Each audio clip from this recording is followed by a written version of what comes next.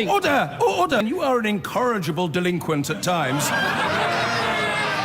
Behave yourself, man! Now, it was an extraordinary and unusual apology.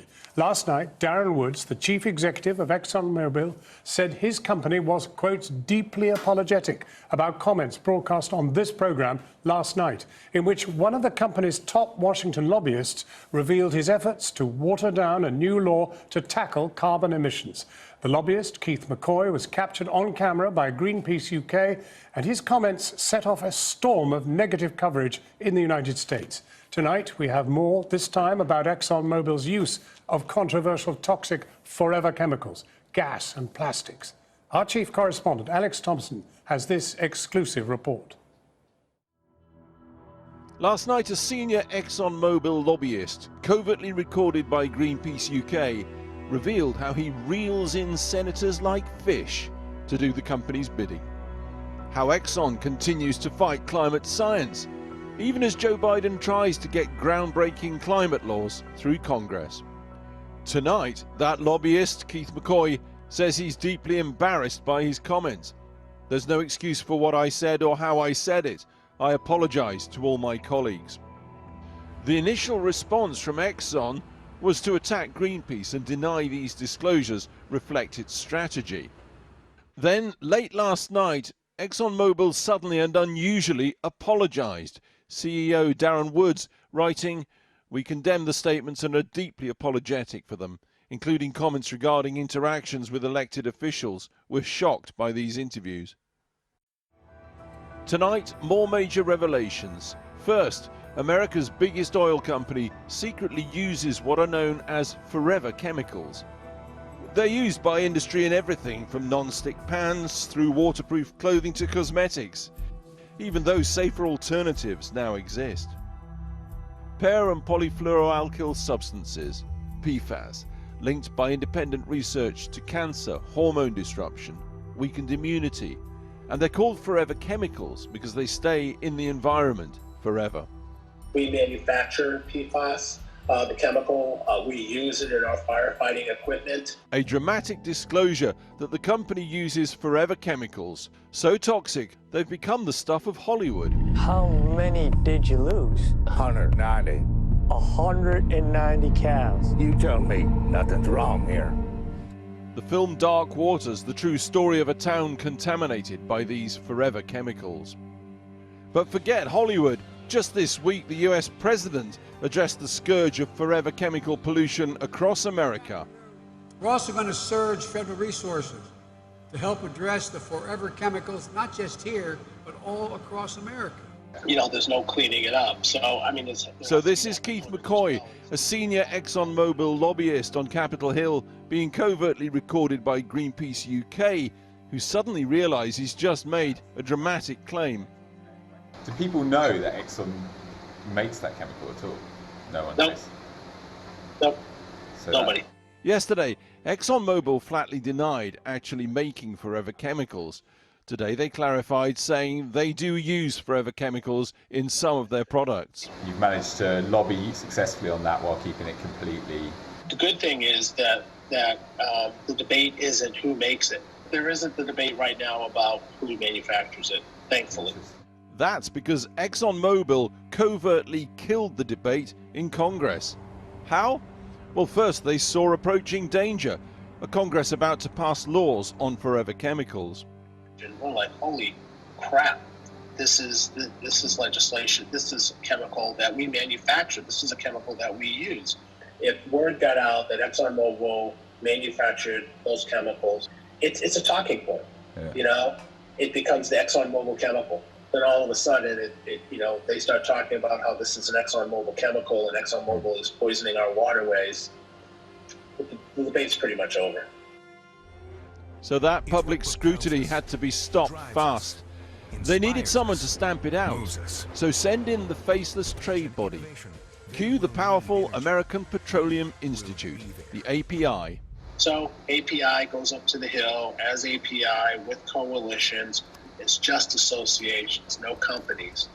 But the public face of it are the associations. They go to the Hill, and that tamps down the rhetoric. It tamps down the excitement. And the prize, pressure Congress to kick the can down the road, delay laws on forever chemicals by commissioning a study.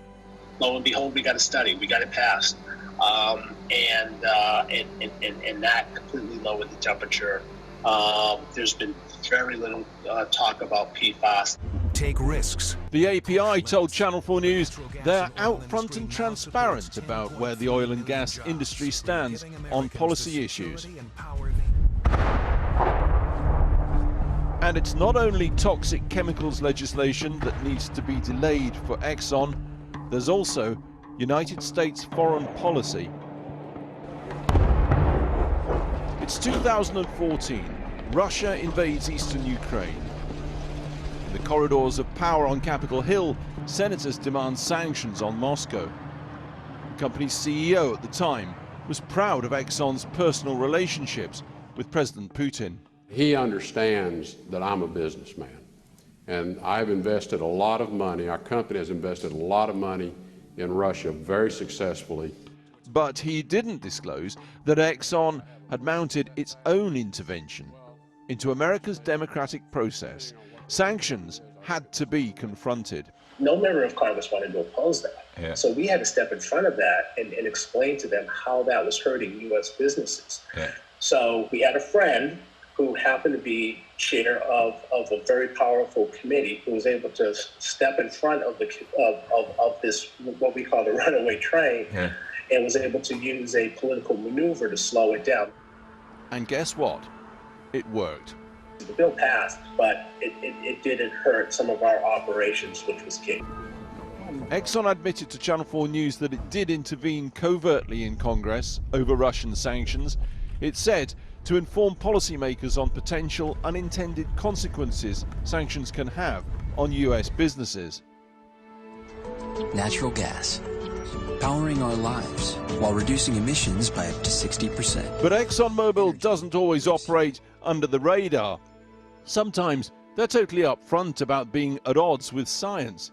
Take natural gas, universally recognized as a major source of CO2 pollution. On a clean electricity standard, we think natural gas will play a key role in anything, and not just as a bridge fuel. But it doesn't... We think it's a low emission energy source and should be part of a clean electricity standard.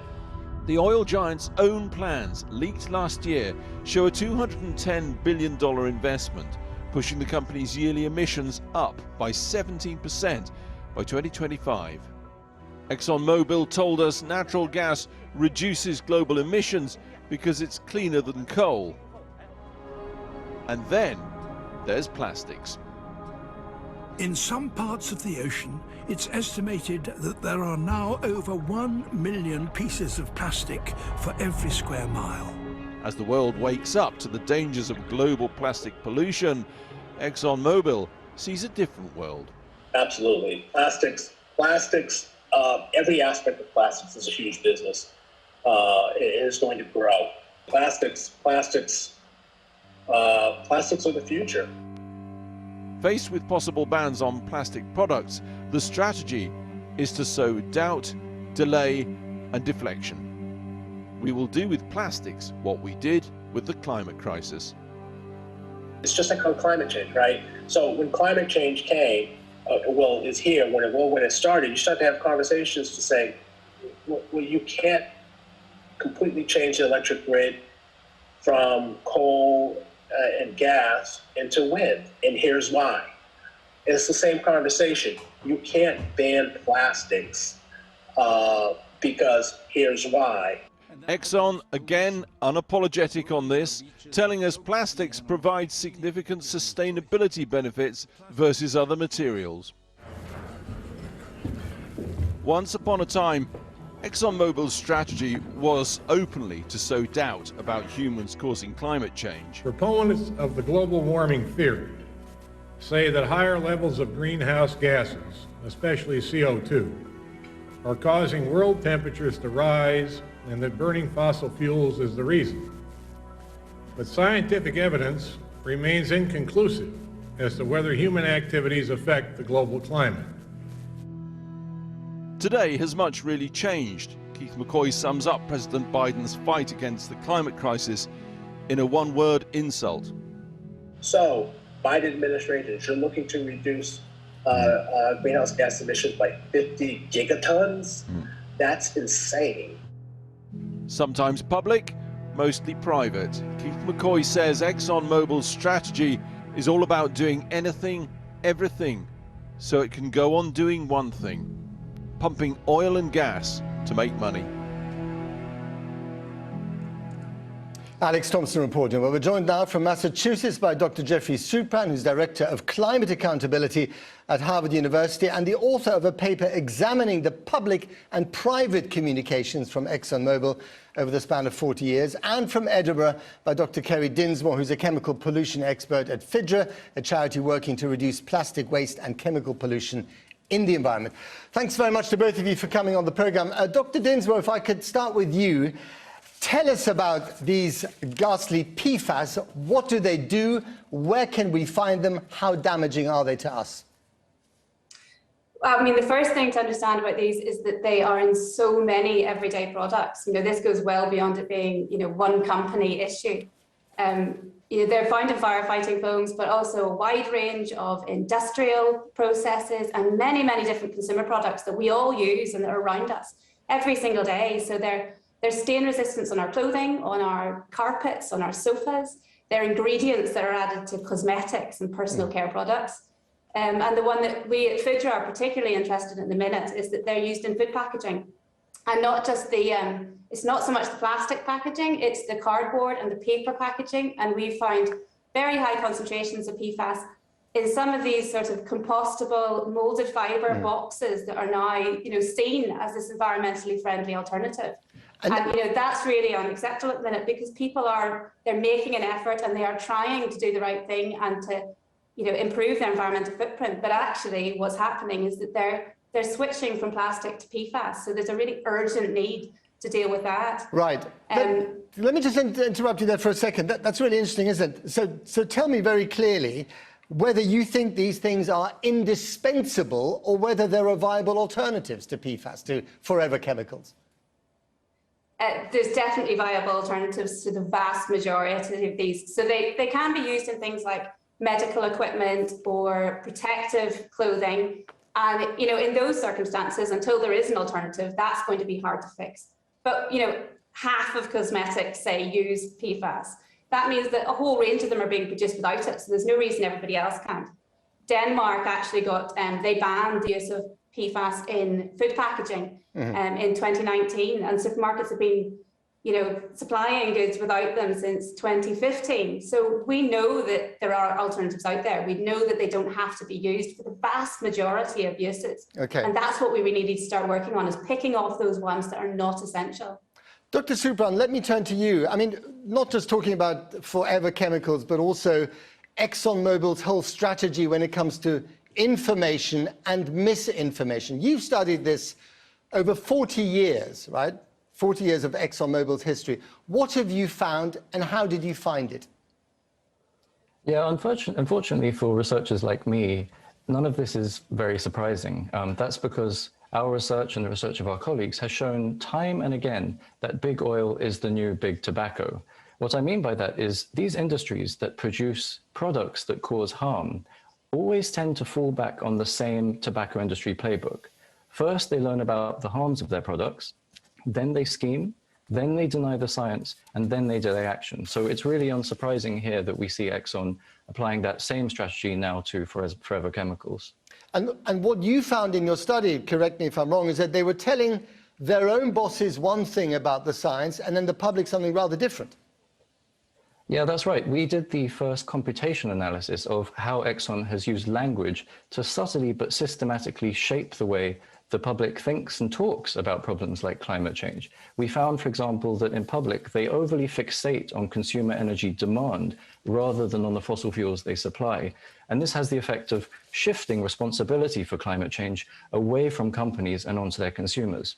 The bigger picture here is over and over, we've demonstrated that ExxonMobil has misled the public about the basics of science. It's done so by telling the public one thing and then essentially saying and doing the opposite behind closed doors. They, of course, deny all this. They say they've been very honest with the public. But to what extent has that shaped the political landscape, especially in the United States?